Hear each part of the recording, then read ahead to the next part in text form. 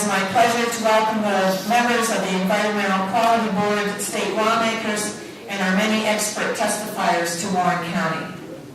You have already received a letter dated February 4th, 2014 from Senator Scott Hutchinson and signed by 14 other legislators. We represent the area of western Pennsylvania known to us as the Pennsylvania Oil Patch. This is due to the indisputable fact that this area, particularly Titusville and Crawford County, where Colonel Edward Drake drilled the world's first successful oil well. It is the area where modern oil and gas exploration production began more than a century and a half ago. It is the whale that saved the whale. Before I give my testimony, I want to particularly thank my neighboring legislative colleague, State Representative Marty Causer, for his efforts to make sure that the board scheduled a hearing in the middle of the Pennsylvania Oil Patch, the home of our conventional producers, and not just in the areas of the Marcellus Shale. Again, as most of our expert testifiers will no doubt repeatedly emphasize today, the conventional oil and gas industry is not just part of our heritage, but also continues to have significant direct and indirect impacts on our local and regional economies. When Act 13 was considered for passage in the General Assembly, I and other legislators were given assurances from the governor's office and the leaders in the House that the regulations following the legislation would not affect our conventional wells.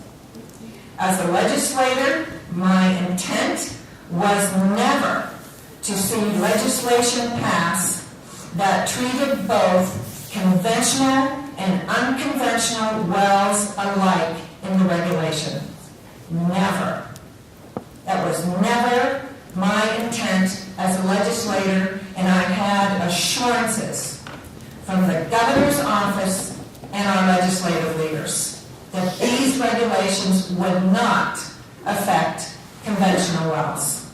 Unfortunately, many of these proposed regulatory and legislative changes do not adequately account for the significant differences between conventional and unconventional development, and are thus threatening the future survival of this 150-year-old homegrown industry that fueled a worldwide industrial revolution and yielded the Pennsylvania crude that allowed America to triumph in 2 world wars.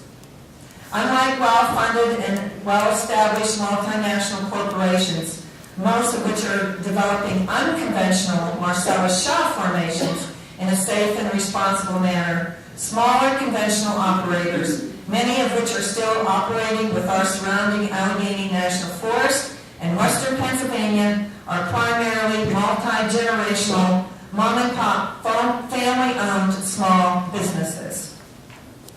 Since Pennsylvania's Regulatory Review Act now requires the consideration and alternatives for small businesses, at minimum, the Department of Environmental Protection's proposed Act 78 regulations impacting oil and gas activities should be revised in a manner that establishes alternative technical requirements for small conventional operations that produce a few gallons of crude oil or natural gas on a daily basis, as opposed to Texas-sized barrels destined to fill a supertanker.